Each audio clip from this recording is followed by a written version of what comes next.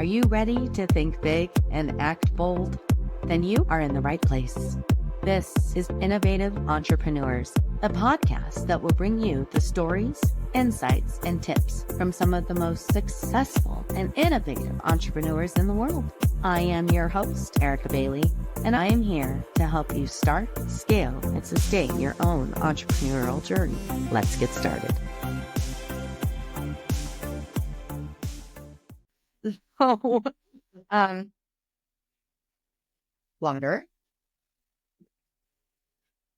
Hello, and welcome back to Innovative Entrepreneurs. I am your host, Erica Bailey, and as always, I am so grateful that you are joining us, and I hope that we're able to bring you some value.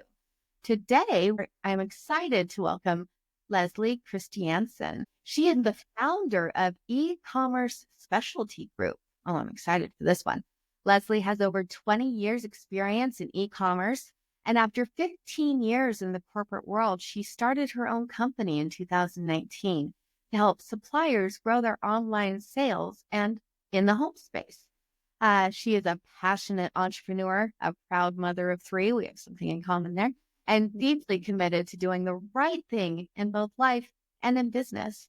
I cannot wait to hear your story and insights and helping small businesses succeed. So welcome, Leslie. Thank you so much for joining us. Thank you, Erica. I appreciate it.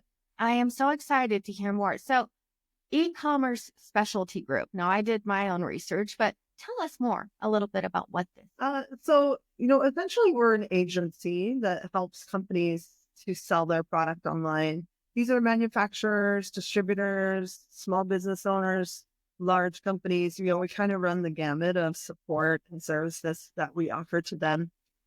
Really, our goal is just to kind of fill in the gaps that these companies have with their e-commerce teams, or, just that channel of business for them can sometimes be overwhelming. And people still, you would think, most people would understand the ins and outs of it, but it's very complex. It's ever evolving. And, outsourcing those services is a great idea to be able to kind of supplement their teams, their processes they have internally, but to also, omit the need to have to hire people and go through the whole process of finding talent. And we all know that it can be a headache to find people and to find good talent. And when you can work with a company that has a skill set that's been refined over, 2 decades, we really do have, a great sort of foundational understanding of how e-commerce worked in the past and how it has evolved over time, because we keep up with it, through our skill set and our team that we have. So it's been a lot of fun. It's definitely had its ups and downs, as I think any venture will have. And, we've been running strong for the last, almost, I guess be 6 years in January. Am I doing the math right on that? Let's see. 2019 is when we started. So yeah. Yeah. Math is not my strong suit, which is hard as an entrepreneur sometimes. Mine either. That actually sounds quite interesting. Now, I've been doing this for 15 years, if I do my math right. And e-commerce has changed huge just in the last 6 years. What are you seeing difference between, 6 years ago to today? I think the biggest challenge is embracing artificial intelligence, AI, and being able to leverage that technology to be successful in what you do. Because I think we see, these generations kind of following us that are leaning on it very heavily, and you lose that human element that I think it's going to become even more valuable as time goes on.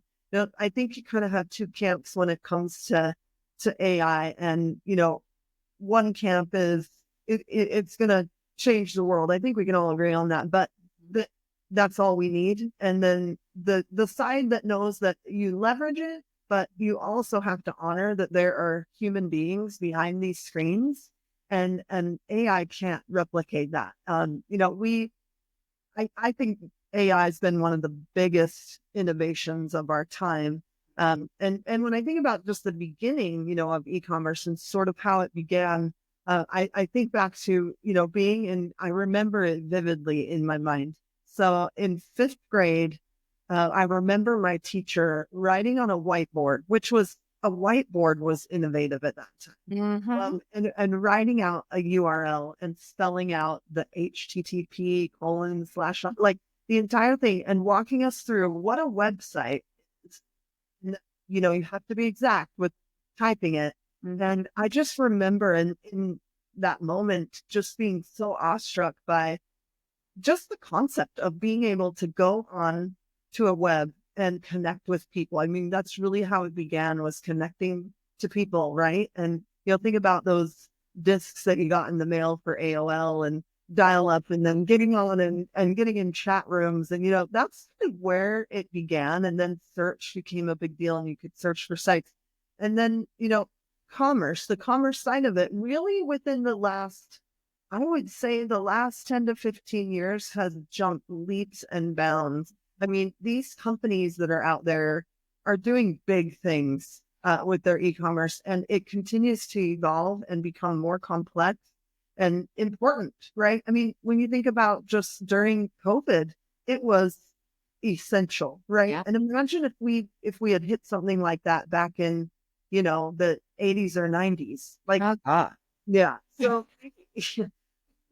grew through that. I mean, in 2019 is when we started, and then we had a full year before kind of the world shut down, Mhm. and and really flourished during 2020, 2021, and kind of just kept growing from there. But I think people got very comfortable with e-commerce and shopping online because they had to during that time. But just as time has gone on, I think it's really evolved into something beautiful and something that can help companies grow their brand and grow their business. I love working with suppliers and clients that are small businesses because their dreams are coming true, and we're taking part in that with Oh, I love that. I'm actually thinking back.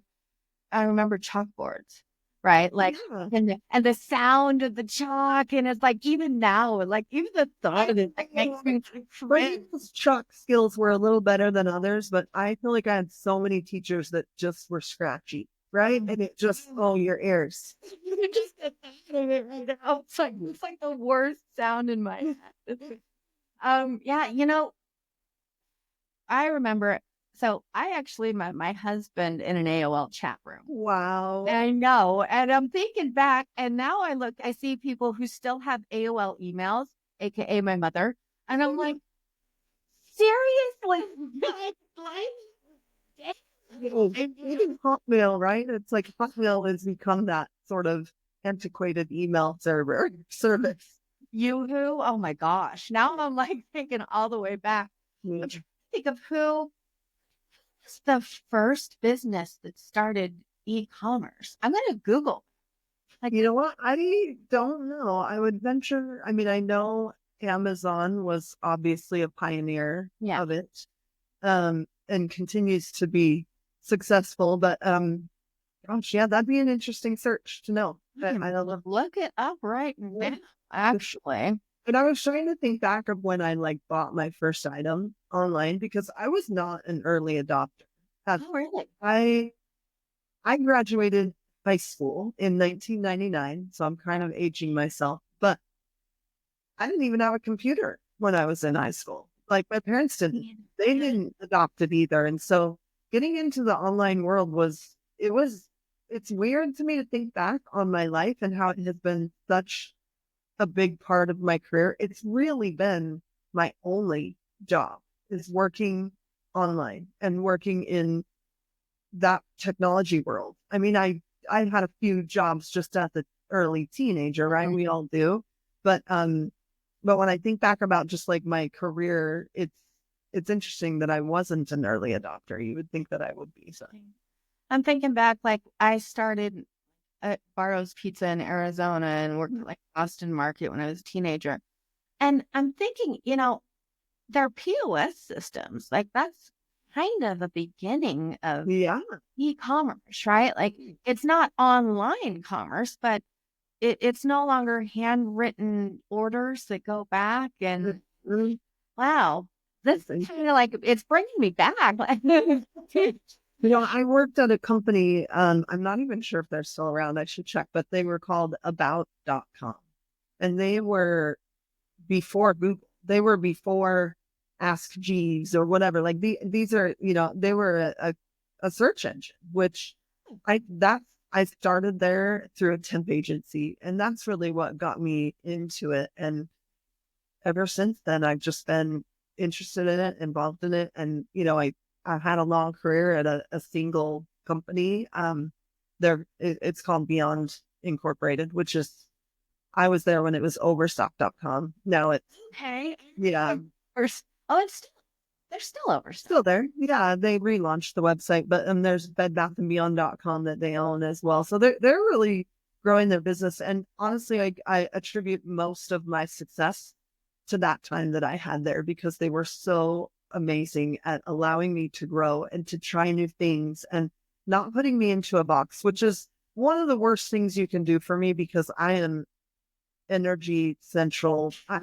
I can't sit still. I probably need to get that figured out, but it served me well in some capacities, because they saw that in me and saw that I was hungry to learn and try different things, and then move on, get them an MVP delivered and then move on. And so I'm so grateful for them, and still, I appreciate that I still get the opportunity to work with them every day. And it's a beautiful thing. It really is. Congratulations. That's a beautiful thing. When companies too often do not invest, I think, anymore really into their employees. And I think they need to understand that their business won't run without them, right? Right. Even though AI is taking over, and in the marketing agency, I use it all the time, not because I am replacing my capabilities, but because I can get things done at half the time with better quality, because I'm not a writer, right? I am a strategist, and I am a storyteller.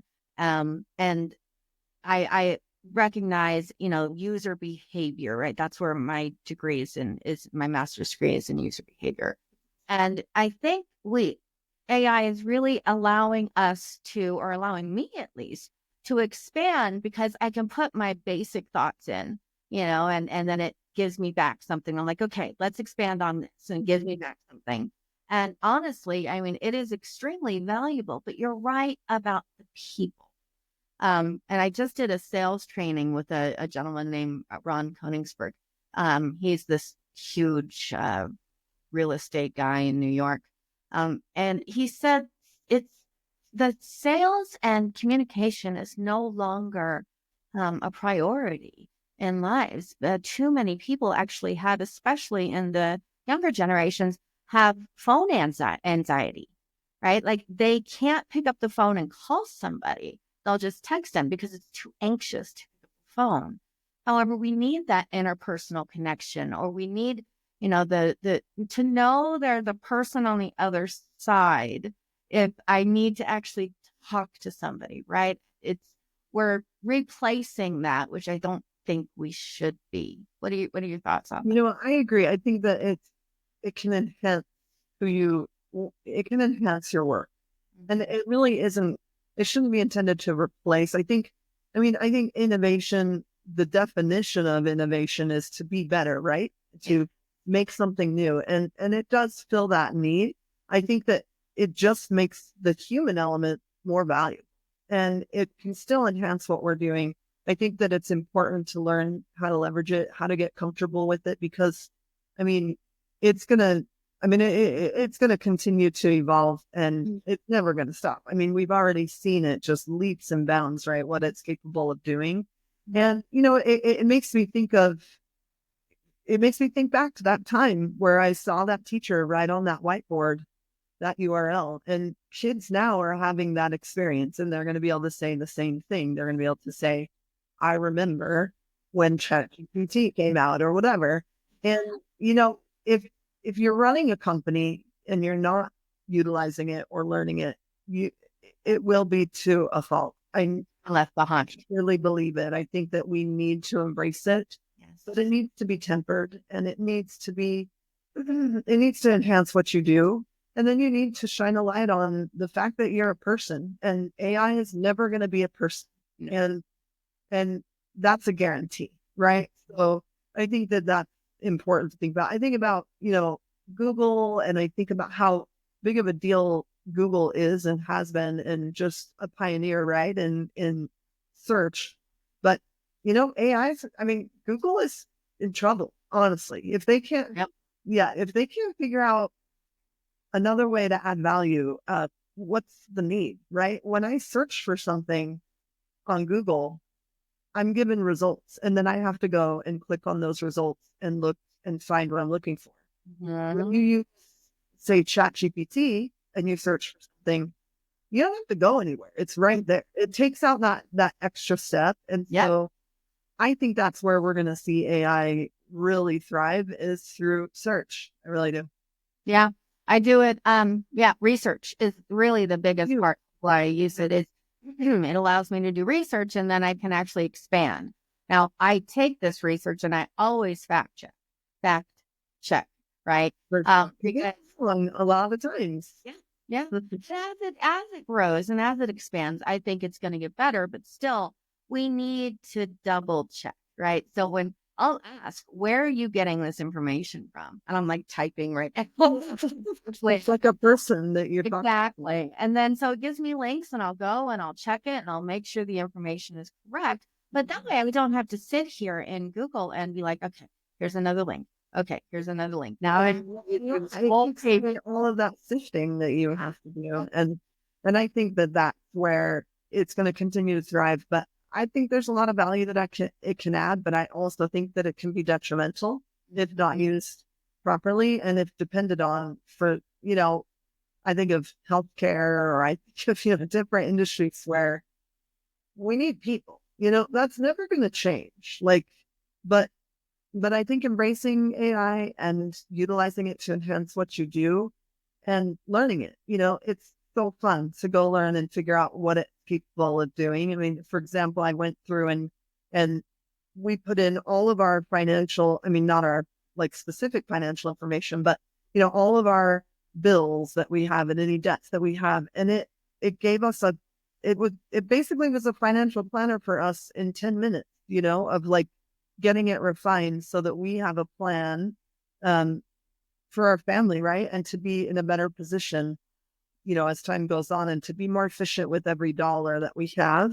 And That's brilliant. normally you would, pay a financial planner to sit down with you. They go through all your records. Honestly, it's inefficient. So certain industries, I think, should be very aware of how it can impact their business. And I think it's good advice to give to any entrepreneur or any, business that's running that you need to embrace it, figure out how you can really utilize it to enhance what you're doing. So I actually just did some research. I used Google, but it looks like in 1982, the Boston Computer Exchange market, they launched the world's first e-commerce company as an online marketplace where people can buy and sell used computers. Wow. Isn't that What was the year? 1982. Wow. I know. I would have been a little later. I'm thinking like, because Google is what, 26 years old? I was thinking maybe closer to that because you need to be able to search, but Yeah. I'm wondering how they advertise. Okay, these are things I'm going to totally check out. Yeah. So fun. Well, you could ask ChatGPT to tell you. Oh, yeah, I actually had to do, so I'm helping produce a documentary right now, and I had to create a pitch deck and I had to create, because this is new for me. So I used chat to actually go through and it helped me create everything. I did the research, it helped me create the plan, it helped me create the pitch deck. And I guarantee you it cut my time in a quarter. Oh, for sure. Yeah. It can be Absolutely. great. You just got to be careful what it gives you and make sure because It's the then it's check. not worth your, yeah, then it's not worth your time because then, Exactly. Especially with statistics, right? Like yeah. if you're going to give proper information, you have to make sure you do your fact checking, but still Yeah. it's very useful. All right. So back to you.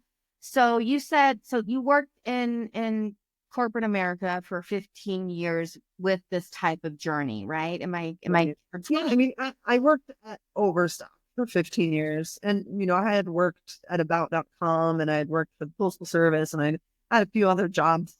before that. But my journey really did begin in 2003. In August 2003, I remember the month and the year because it was the year that I got married. And yeah, and it was the month that I got married. And my husband and I actually both were unemployed when we got married, and our parents were not happy about that. But we were in love and we wanted to get married, and we had been together for 4 years. It was time. And we didn't have jobs, so got married, then went to Vegas for our honeymoon, and we had nothing when we were there. Like literally, I think my dad paid for our hotel or something, and then we just ate super cheap. I remember walking in these super tall heels, blisters everywhere down the strip to get to our hotel because we couldn't afford a cab. And so we were starting out on a very sandy foundation, I guess you could say. But we didn't, it didn't matter to us because we knew, we're still together. We've been married for all this, we've been married since 2003. We have a life together that's beautiful. And it started out on a sandy foundation a bit. But I think back to those times where, how that journey began.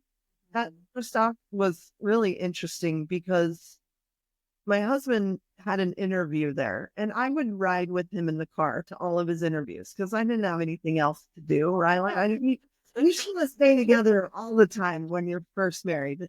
And so I would ride with him to many interviews, and he's a technical person. He's been in the industry for a long time. And he had applied at Overstock. I'm waiting in the parking lot while he's in his interview. And like I said before, I cannot sit still for too long.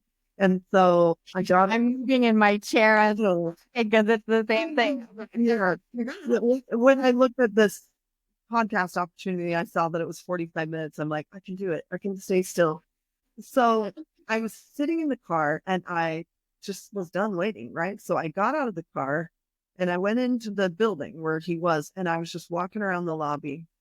And a woman came out and she said, "Oh, are you here for an interview?" And I said, "No, my husband's interviewing."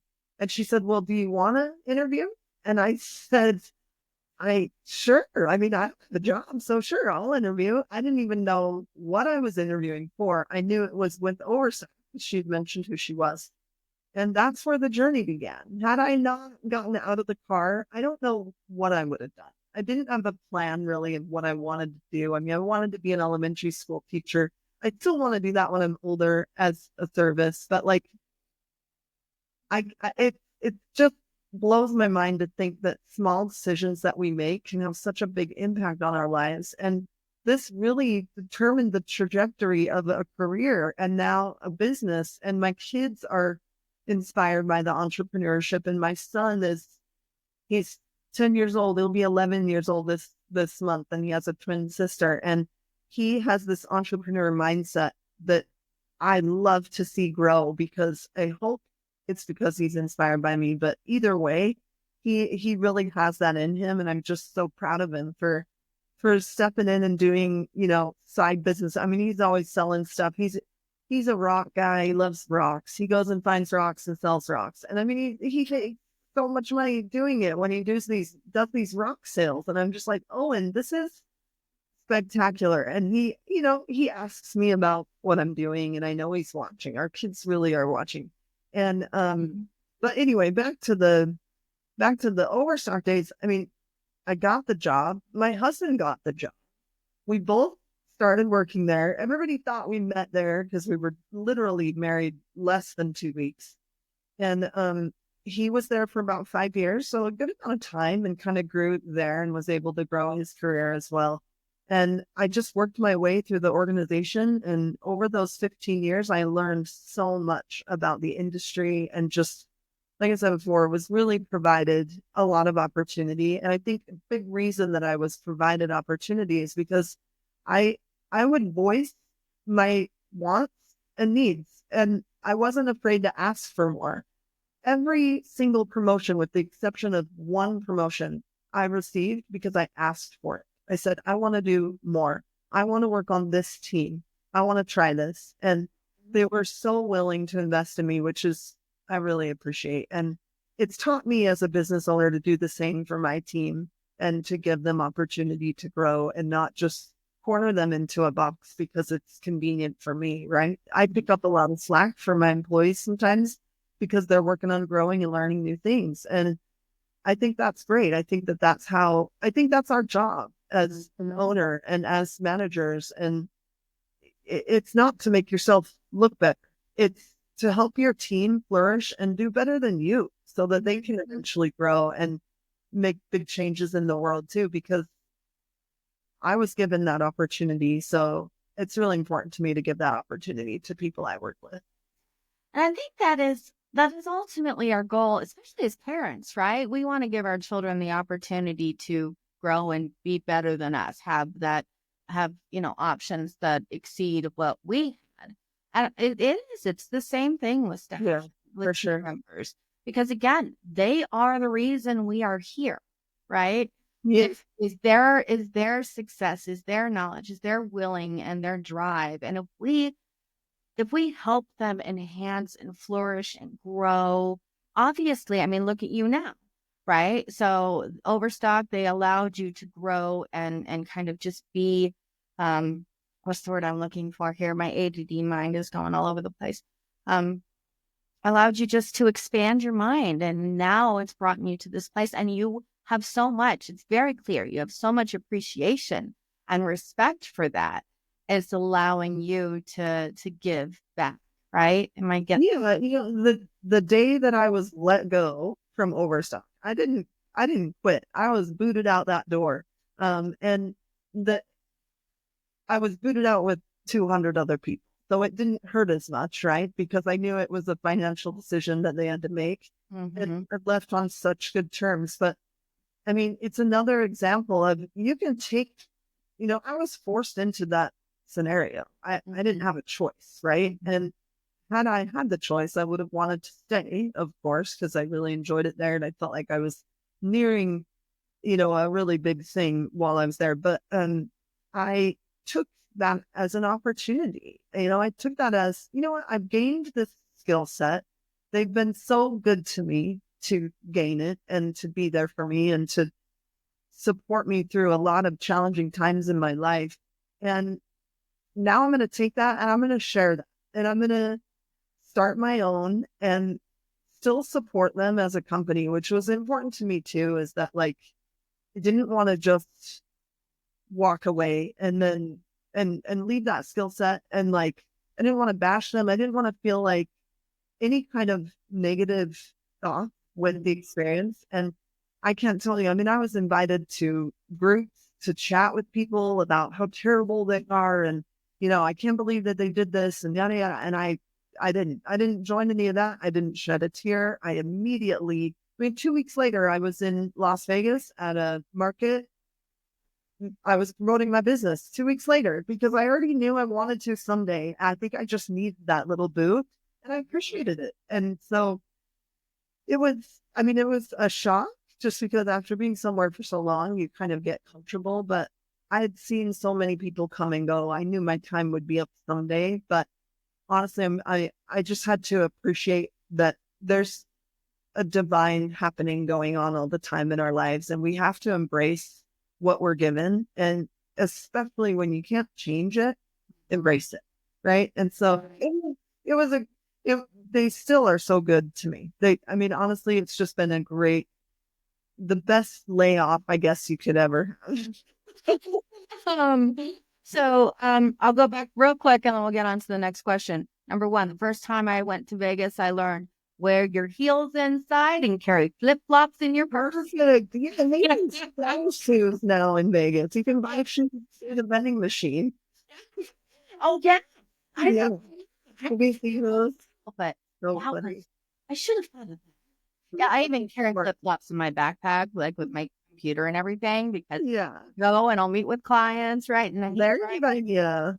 yep, I just throw my flip flops on real quick and drive away. And then as soon as they get out of the car, it's like heels. Yeah. And your clothes are so easy to carry and travel with. You just put them in. Yeah. That's smart. Easy. And then going back, so Owen, is that what you said your son? Yeah. Owen. Yeah. It's like, yeah, it's a twin sister. Her name is Gwen. And then I have a 4-year-old, and her name is Hope. She was born in 2020. So, Aww. yeah. So I believe that that is learned behavior.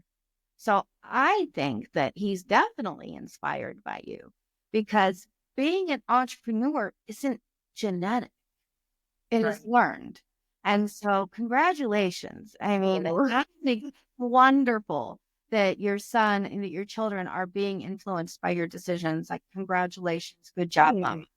yeah, I love it. I'm inspired by him. I love his ideas, and I'm so excited for all of my kids to grow up and see what they do because they all have their own different strengths, and they're just Mm. it's really my why, are my kids and my husband and our That family. was going to be my next question. Is so you got laid off, right? And you decided to start your company. So let's talk through that why. Like what was going on in your mind at that point as to, okay, I'm going to do this. I'm going to become an entrepreneur, business owner. Yeah, so I mean, I had always thought in my mind because I had worked with consultants in the past while I was at Overstock, and I was like, man, they have so much freedom, they and how do these consultants work? And I wanted to understand it more.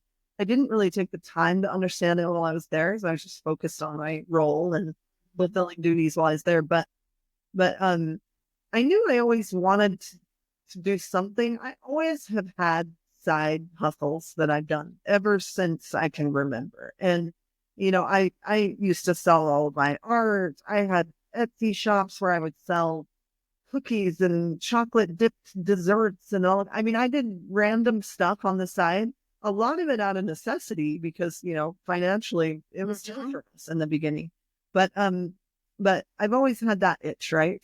To run my own thing and to run teams. I've always been a leader everywhere I went, especially at Overstock. I always had a team with me, which I loved. I never, I had a couple roles where I worked solitary and it was hard. I'm not the kind of person that likes to work solo. I like to have a team. And right now we have a small team. I mean, it's not huge, but I really enjoy the management side and helping people to grow and become better. But so after that, I was in Vegas and I had my business cards in my hand and some flyers, and I walked in person to person sales right in their showroom, giving them my card, asking for the right person, having conversations with them, talking with them about being able to grow their business on Overstock. So I focused on that channel first.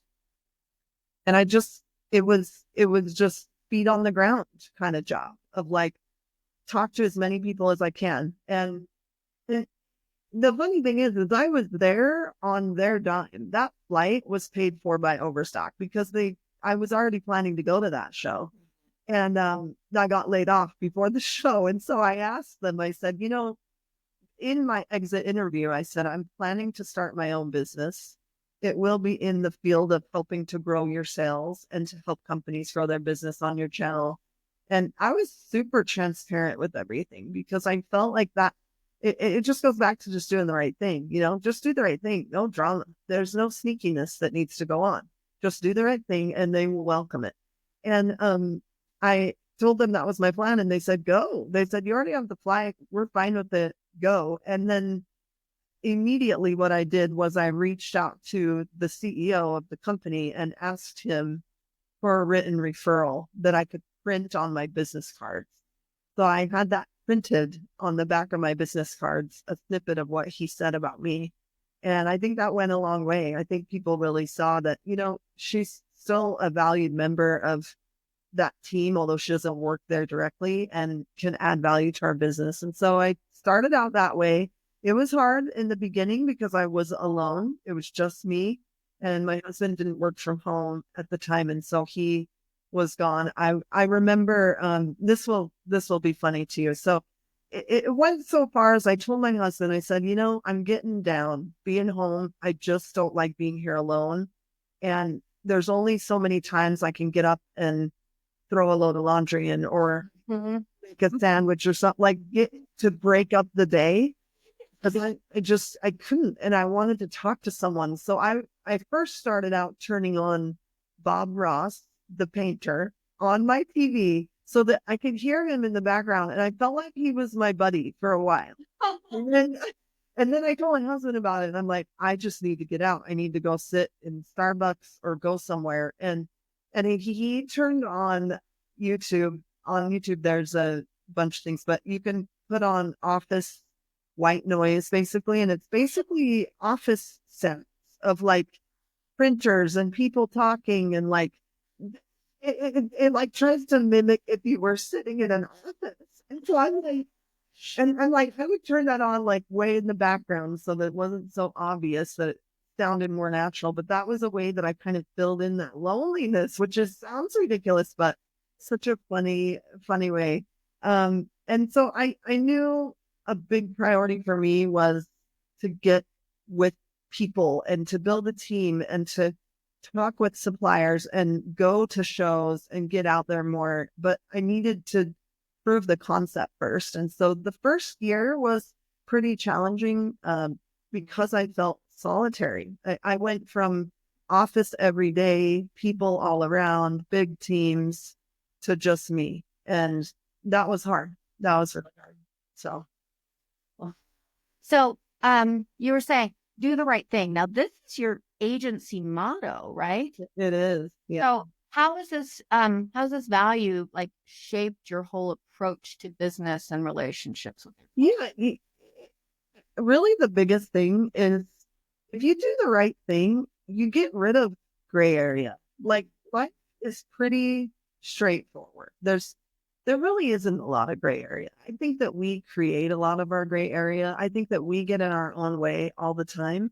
And I think it overcomplicates situations that don't need to be overcomplicated. And so focusing on doing the right thing takes out that gray. It takes out the complexities of moral decisions or, what should I do? I'm not sure. Like you're playing in the gray when you say things like that. And it's normal and okay to do. Nobody's going to ever be able to be so black and white in life, right? Like it's definitely, there's color all over the place. But gray to me means you're getting in your own way. You're kind of overcomplicating things.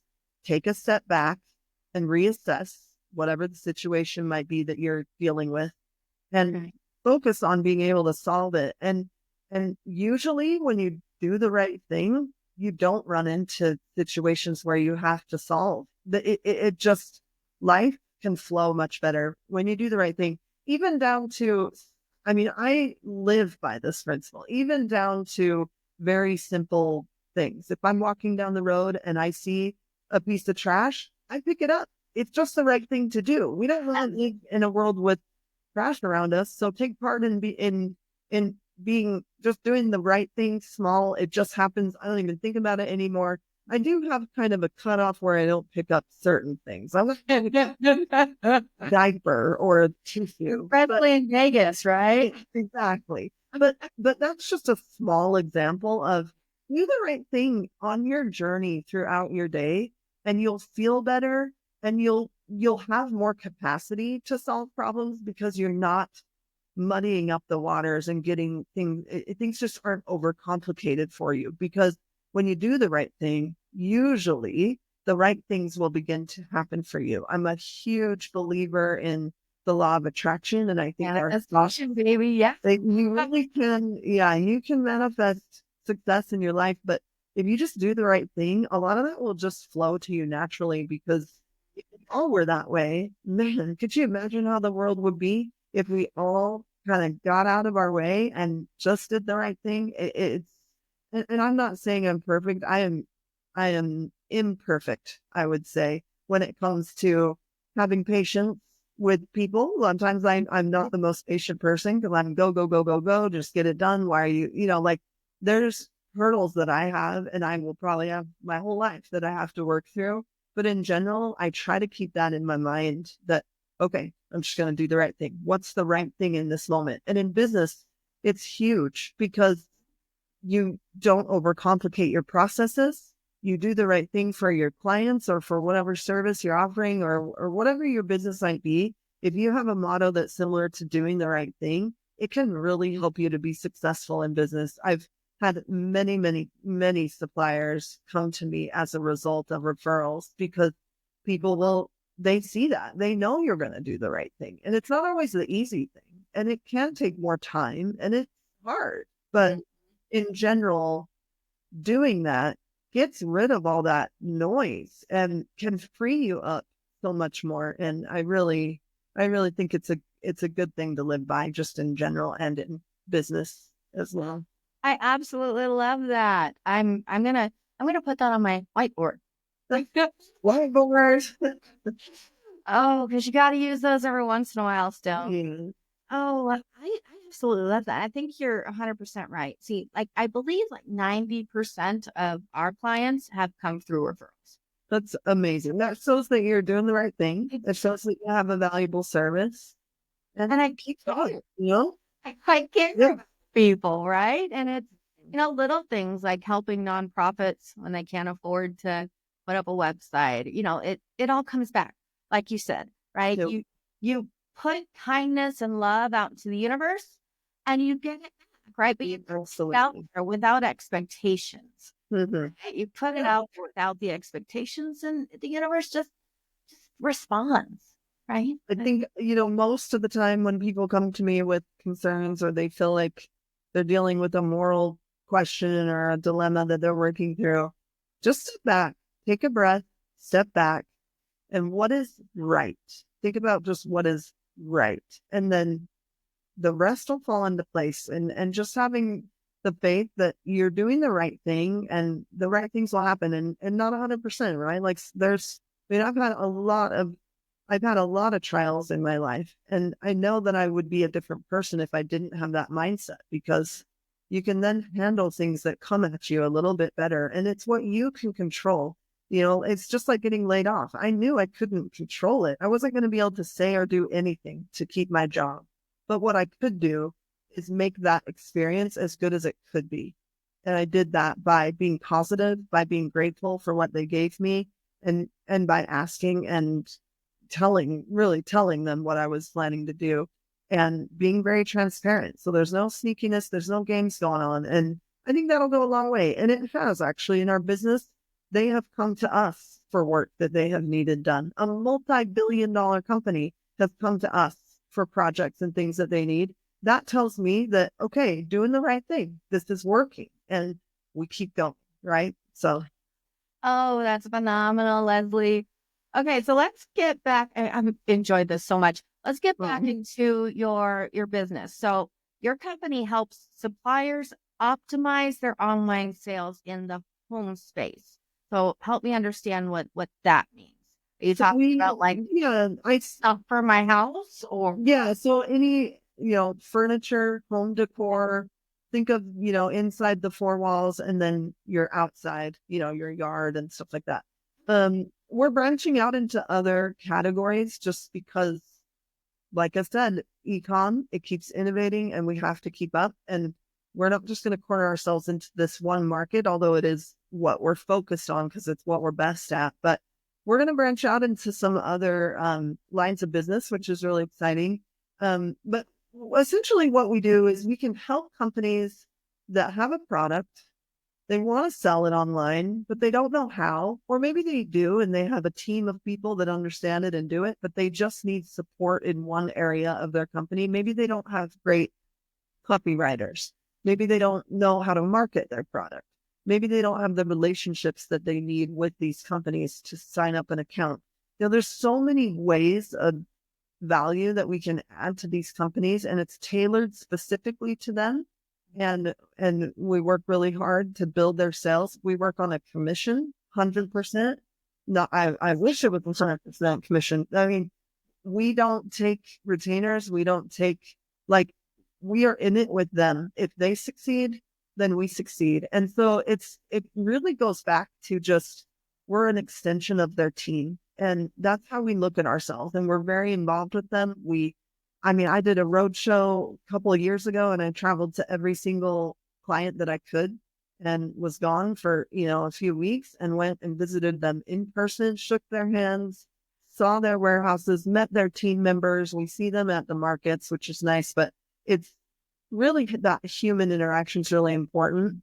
And it's really solidified our client base. They know that we're in it with them. And it's been a lot of fun. That is brilliant. I couldn't imagine commission only, but it's actually quite a good idea because you are invested in them and their product, and they see that Mm. immediately right off the bat. Okay, so can you maybe share some key strategies that you use to help small businesses in the e-commerce world? Because I believe that small businesses need to be supported, that we need because that is how we build our communities, right? So what are some strategies that you use to help small businesses flourish? So really coming in at the right time for them is what's important, because every client, potential client that we talk to is kind of in a different stage. And we don't want to come in, we want to come in and add value immediately. We don't ever want them to feel like they have to float us at all, right? So I like to understand the landscape of their business first, understand where they are, where they want to be, and then, what they're capable of doing, stretching, right? Like I like to work with companies that are willing to take some risk with us and I'm not afraid of taking risks. I never have been, especially when it comes to the business world. And I think that being able to stretch is important. And if you're just playing it safe all the time, you're just going to be comfortable. And I like to be a little uncomfortable sometimes, right? And to kind of stretch yourself. And so I like to understand what their level of flexibility is with being able to work with an outside agency.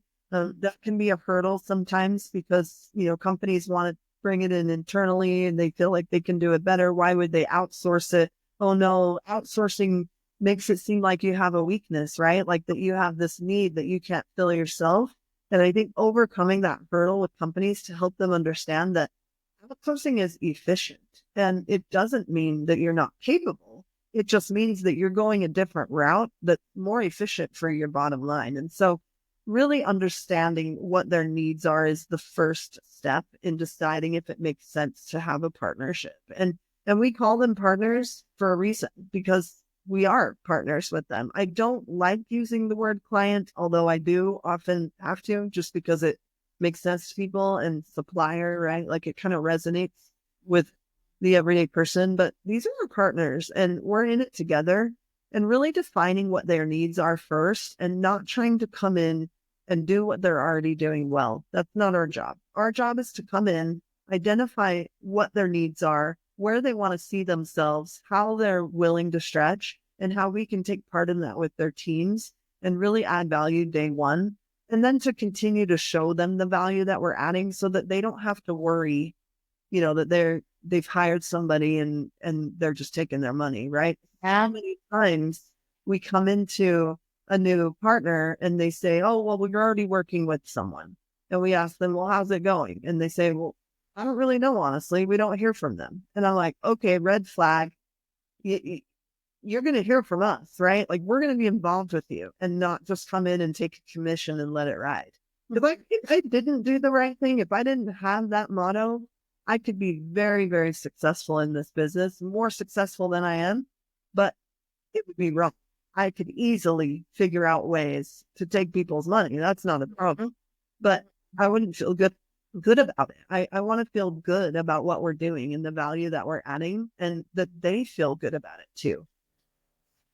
So I have taken so much of your time. Thank you. I always ask because it's called Innovative Entrepreneurs, right? We talked about some seriously cool innovation. Who do you feel is the most innovative entrepreneur or somebody who has inspired you in the business? Uh, you know, I really look up to Henry Ford. I always have. I'm a Ford person anyway. So it makes sense. But I just love reading about him and the things that had done in his life and how inspiring of even just as a person. But he's one that I love his quotes. I mean, he talks about one of his quotes that I've just always loved is it's about failure. And I used to teach on this subject of fear of failure and being able to overcome that. And so this quote has always resonated with me, but he says failure is simply the opportunity to begin again, and this time more intelligently. And it makes so much sense because without it, right, how are we going to progress? And it's okay to fail because you're going to fall forward. Just focus on falling forward. Don't focus on not falling, but focus on falling forward. And so I really love just what his mindset was like. The other thing I love about him is that he, at one moment in his company, it was in 1919, 20% of his workforce were disabled people, people with, yes, disabilities, with physical disabilities, learning disabilities, deaf, blind, people who couldn't walk. And this is in 1919, right? Like, this is a time where accommodation wasn't even a thing. If you were deaf or blind, good luck trying to be anything, right? And so I just so appreciate that he was that way and was a pioneer in accommodation for people. And I just love that about him. Another mentor that I have is a friend of mine. His name is Dave, and he lives in Oklahoma, and he's someone I've known my entire life since nursery age. And he's an entrepreneur, very successful, basically retired. He's a year older than me. And I lean on him a lot for advice because he's going to give it to me straight because we don't have any barriers, right? I think you should try to find a friend that you look up to that knows you in and out. That's who you want to be. And that's Dave for me. It's, you know, so. Hey, Dave. Perf- Oh, yeah. oh, well, okay. So how do people find you? So we can obviously send people your way. I do run into people who are looking for this type of support, and we Awesome. don't Yeah. do e-com. Like, we don't do that. That's not part of our core Yeah. competencies. So how can they find you?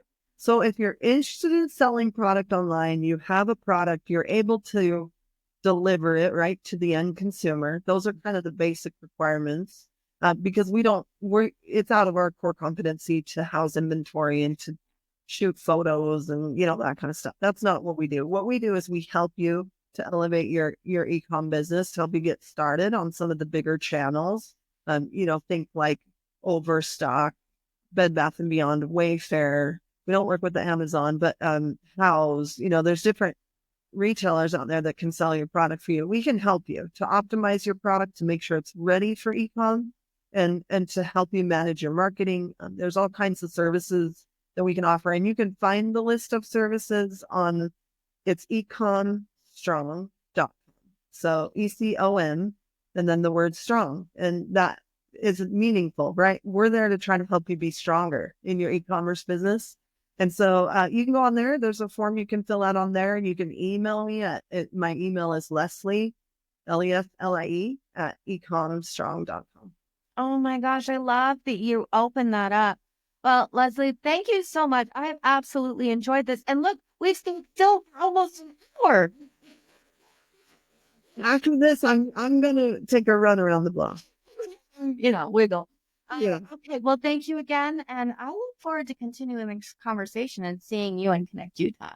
Sure. Yeah. Anytime. If you ever want to dive deeper into anything like this again, I'm happy to take the time. I really enjoy giving back and being able to share and inspire people. I love it. I'm so looking for opportunities to speak more and to share my story and to also help with very specific needs that people have. If it means overcoming your fears, how to start a business, how to sell, how to manage a home, family, and a business, like all of those things. I just want to share it with everybody. And even sharing not our secret sauce, I would say, but our way of doing things, because there's so many fish in the sea. I'm not worried about it. We share with competitors all the time. I meet with competitors regularly. It's all about just everybody doing what they want to do and to grow, and we can all grow together. So happy to, if you ever have opportunities like that, let me know. I'm happy to do it. I would love to actually do something about how to run a business and a home and a marriage and children. I think that we need to talk more about. Although I agree with you, it's one of the hardest things to do. Absolutely. All right. Well, we're gonna continue this Good. conversation. All right. Thank you so much, Leslie, for joining me. We're gonna go ahead and sign off now. And I look forward to continuing the conversation. All right. Thanks, Erica. All right. I'm going to end recording. Okay. Gosh, you're awesome. Oh. Wow. What a great episode. I hope you had as much fun as I did. If you want more of this goodness, make sure you subscribe so that you get notifications for future podcasts. And if you found value from this, please share it with others. You can visit our website at cwgdigital.com. This is Erica Bailey. I am your host, and I will see you next time.